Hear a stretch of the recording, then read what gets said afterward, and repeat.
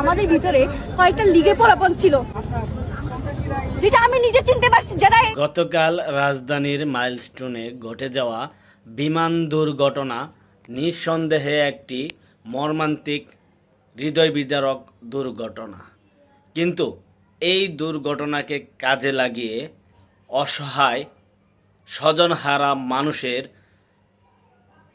ইমোশনালকে কাজে লাগিয়ে একটি পলাতক রাজনৈতিক দল তাদের রাজনৈতিক স্বার্থ হাসিল করার জন্য উঠে পড়ে লেগেছে।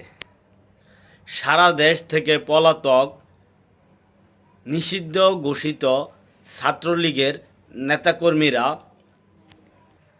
মাইলস্টোনের সাধারণ শিক্ষার্থীদের দাবি দেওয়ার আন্দোলনের মধ্যে ঢুকে গিয়ে তারা তাদের রাজনৈতিক স্বার্থ হাসিল করার জন্য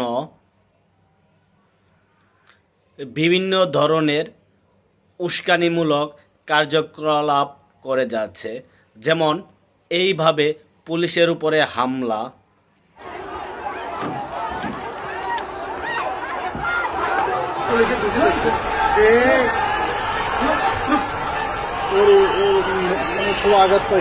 সচিবালয়ের গেট ভেঙে ভিতরে প্রবেশ, সচিবালয়ের প্রধান ফটক ভেঙে শিক্ষা উপদেষ্টা ও স্বাস্থ্য উপদেষ্টার পদত্যাগের দাবিতে এভাবেই ভেতরে প্রবেশ করে বিক্ষুব্ধরা, ভাঙচুর করে বেশ কিছু গাড়ি।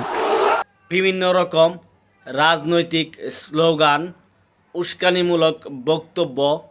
যদি শিক্ষা উপদেষ্টার পদত্যাগ না করা হয়, আমরা সবাই টাকা দিলে শেখ হাসিনার আবার বাংলাদেশে আনবো। টাকা দিলে ভালো ছিল।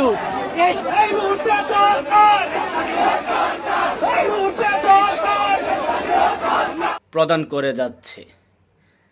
এই বক্তব্যগুলো দিয়ে তারা মানুষের ইমোশনালকে কাজে লাগিয়ে আবার স্বৈরাচার শেখ হাসিনাকে ক্ষমতায় নিয়ে আসার জন্য পায়তারা করছে।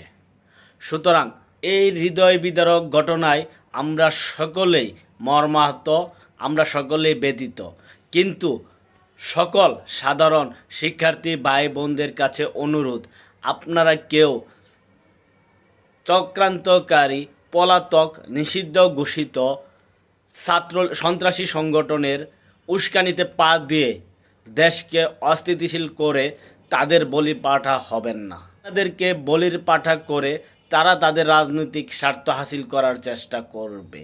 সেজন্য তারা পুলিশকে আঘাত করা অথবা বিভিন্ন অপরাধমূলক উচ্ছৃঙ্খল কার্যকলাপ করবে, যাতে পুলিশকে আঘাত করে উস্কে দিয়ে আপনাদেরকে সামনে ঠেলে দিবে যেন আপনারা বলির পাঠা হন, এবং এই ইস্যুকে কেন্দ্র করে তারা বর্তমান অন্তর্বর্তীকালীন সরকারের পদত্যাগের জন্য মানুষকে রাজপথে নিয়ে আসতে পারে। সুতরাং আপনারা সতর্ক হন, সতর্ক দৃষ্টি রাখুন এবং এই সকল চক্রান্তকারীদেরকে রুখে দিন।